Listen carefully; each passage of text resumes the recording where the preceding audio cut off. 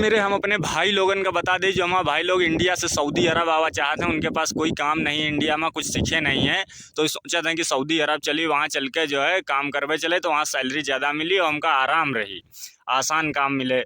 तो अगर आप आसान काम में आवा चाहो तो भाई मेरे, तो सऊदी अरब में साफ़ सफाई के काम में चले आओ। यहाँ की जो कंपनी है, बड़ी बड़ी कंपनी है, वहाँ पर झाड़ू पोछा वाला आदमी रखत हैं ये लोग, कम से कम 2-2 3-3 आदमी एक कंपनी में साफ़ सफाई करे वाला रहत है।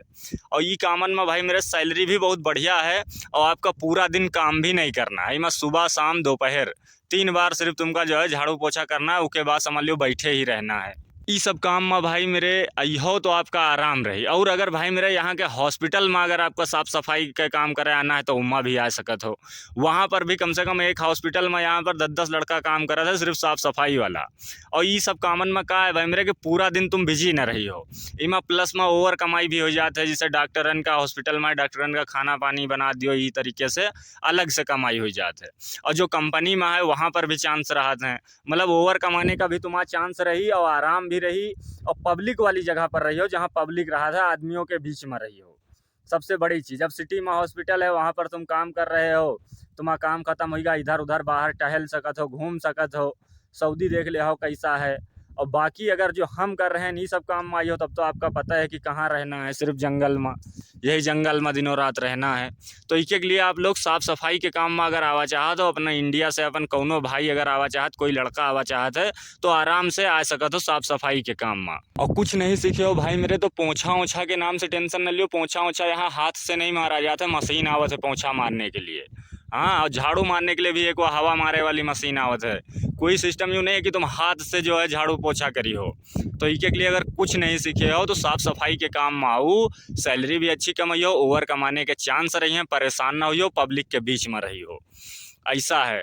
नहीं, यहाँ पर अगर भेड़ बकरी मजरा खेती ये सब काम में अगर आ गए हो, कुछ नहीं सीखे हो, सोचे तो का करी चल के, तो यहाँ यूँ करे आज हो, तो यहाँ आके हालत ख़राब हो जाए। लेकिन अगर साफ़ सफाई के काम में आई हो, तो वहाँ तुमका हिंदी बंगाली पाकिस्तानी बहुत आदमी मिली हिंदी बोले वाला, उनके सबके बीच में रहियो, हंसी मजाक हुई, 2 साल कट जाए आपका पता न चली।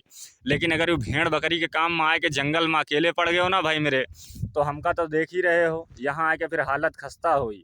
यही के लिए हम आपका बताइए थे, सबसे आसान काम है, इजी काम है भाई मेरे। मान लीजिए 1 घंटा सुबह, 1 घंटा दोपहर, 1 घंटा शाम, 3 घंटा से ज़्यादा ड्यूटी नहीं, बहुत हो जी 4 घंटा, बाकी पूरा दिन बैठे ही रहना है। और बहुत ज़्यादा हुई तो पेड़ ओड़ लगे हुए थे हॉस्पिटल में, कंपनी वंपनी में, तो मैं पानी सानी मारे परी बस, और कुछ नहीं करना। और साफ़ सफाई के काम का वीज़ा भी तुमका तुरंत मिल जाए, सस्ता वीज़ा मिली, आराम से तुम आए के यहाँ पर 2 साल अपने बिताओ, आपका कोई टेंशन ना हुई, आराम से आपका 2 साल कट जाए।